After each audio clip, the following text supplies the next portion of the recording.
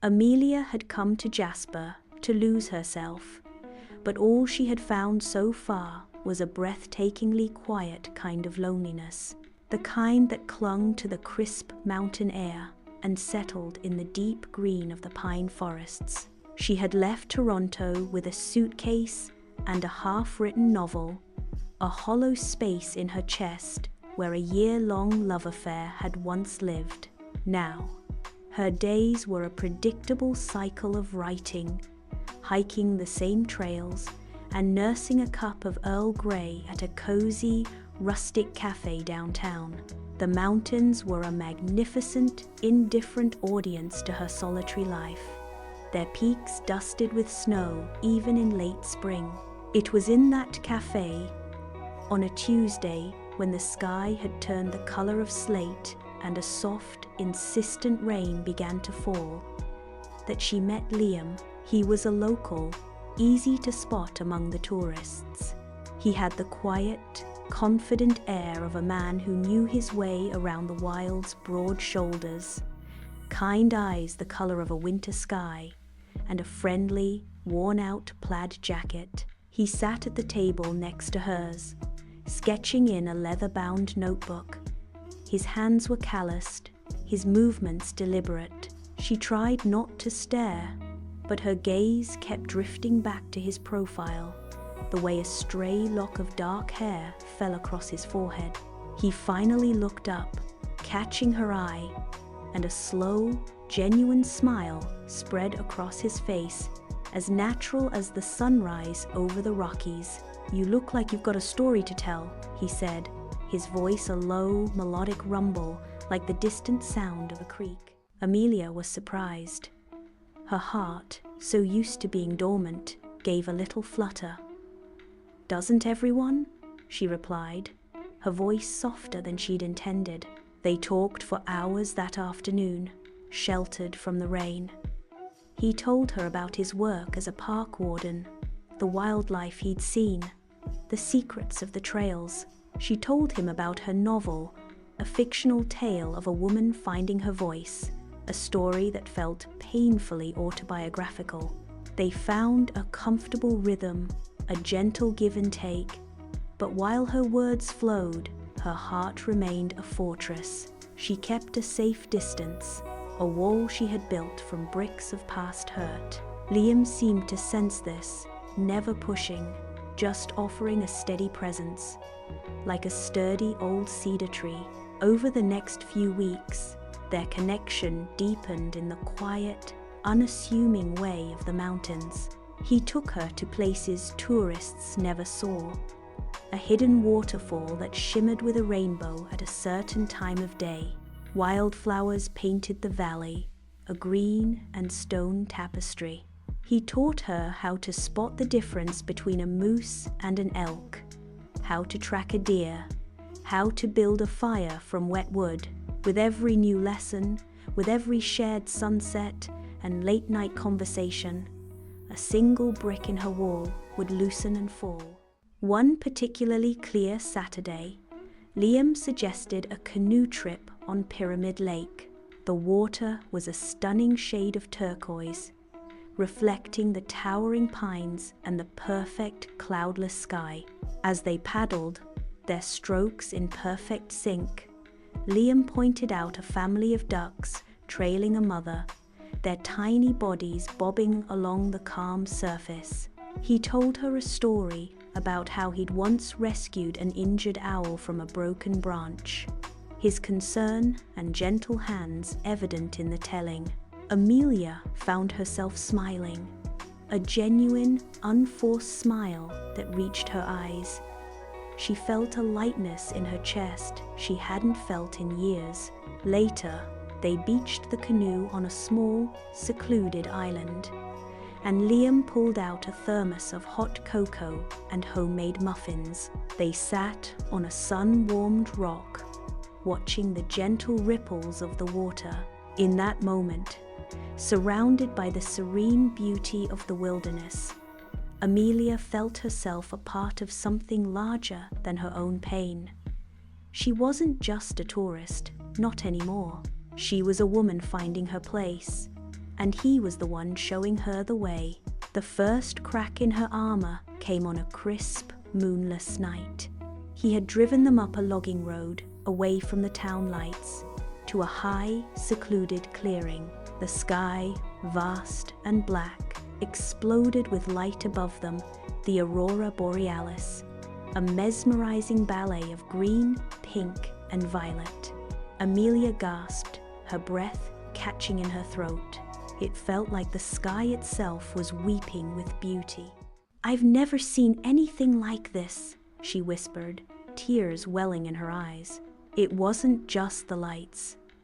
It was the overwhelming sense of peace, the feeling that she was exactly where she was meant to be. He wrapped his arm around her, pulling her close. "The mountains have a way of putting things into perspective," he said softly, his chin resting on her head. The warmth of his body and the gentle pressure of his arm was a comfort she hadn't realized she'd been craving. It was in that moment, under a sky on fire, that the first true hook was set. The quiet hope that maybe, just maybe, this beautiful, steady man could be a part of her perspective. The storm came a week later, a sudden, furious blizzard that swept in and blanketed the town in a sea of white. She was at his cabin, planning a hike, when the power flickered and died. The wind howled outside, rattling the windows like a desperate animal. The isolation of the place, usually a source of comfort, suddenly felt terrifying. Memories of her last relationship, of a different kind of storm of shouting, cold silences, and a final, bitter goodbye flooded her mind. She pulled away from him, wrapping her arms around herself, her face pale. "What's wrong?" he asked, his brow furrowed with concern. She shook her head, unable to speak, the fear a tight knot in her stomach. "I can't," she finally choked out, the words a raw confession. "I can't do this again." The last time, he left. When things got hard, he just left. The words came pouring out, a torrent of all the hurt she had kept locked away.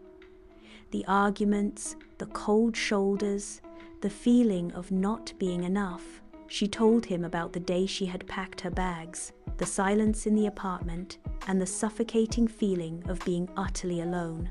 Her voice broke, and she buried her face in her hands, ashamed of her vulnerability. Liam didn't say anything.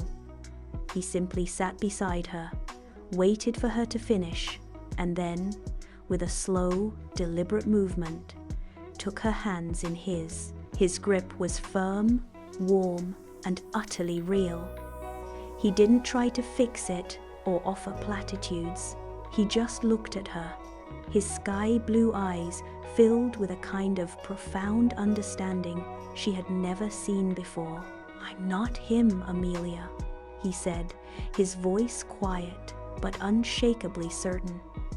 "I'm here, right here. The mountains taught me a long time ago that you don't run from a storm.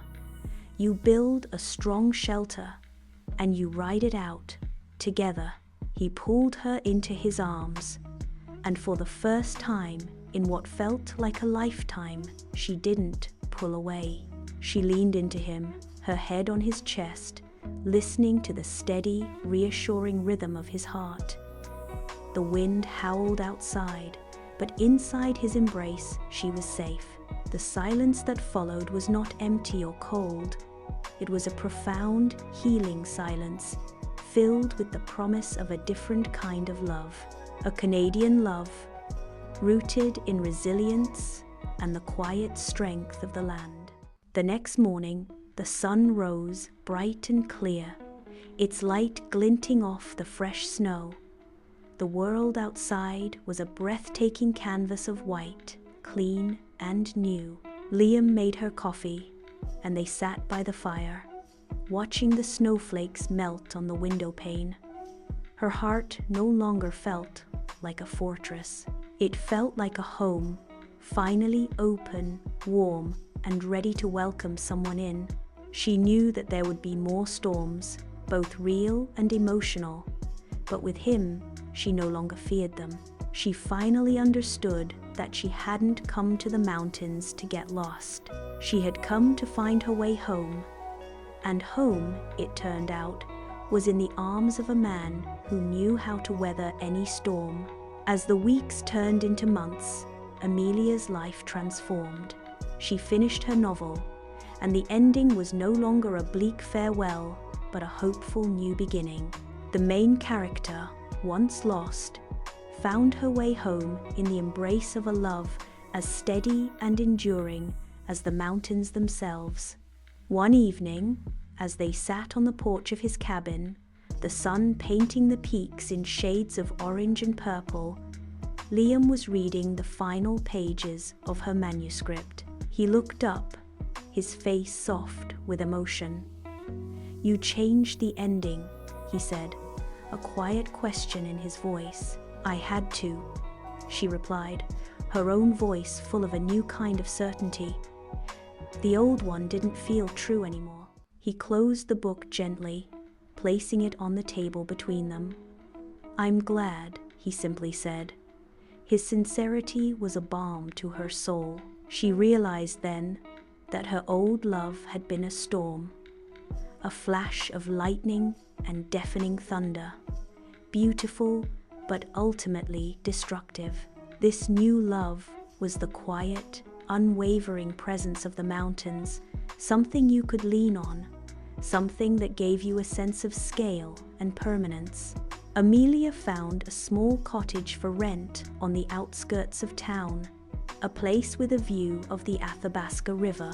It was a perfect writer's retreat, but it was also a home. She unpacked her boxes, no longer with the heavy sense of running away, but with the joyful anticipation of settling in. She started volunteering at a local animal shelter, her days filled with the simple, profound joy of connecting with the world around her. She wasn't just a visitor here. She was a member of the community. The final piece of her journey came in a quiet, unexpected moment. She was on a solo hike, the same trail she had walked alone so many times when she first arrived. She stopped at the summit, looking out at the panoramic view of the valley. A year ago, this view would have made her feel small and insignificant. Today, it made her feel strong, a tiny but vital part of this grand, wild landscape. She took out her phone, and instead of a picture, she sent Liam a simple text, "I'm home." A few minutes later, her phone buzzed with his reply, "Me too." It was a simple exchange, but it held all the weight of their journey. The boy from the mountains and the girl who came to get lost had found each other, not in a whirlwind of passion, but in the steady, patient unfolding of love. Their story wasn't one of grand gestures and dramatic pronouncements. It was a quiet, enduring kind of romance, built on the solid ground of understanding, resilience, and the unspoken promise that no matter what storms came their way, they would face them together. And in the heart of the Canadian wilds, that was everything.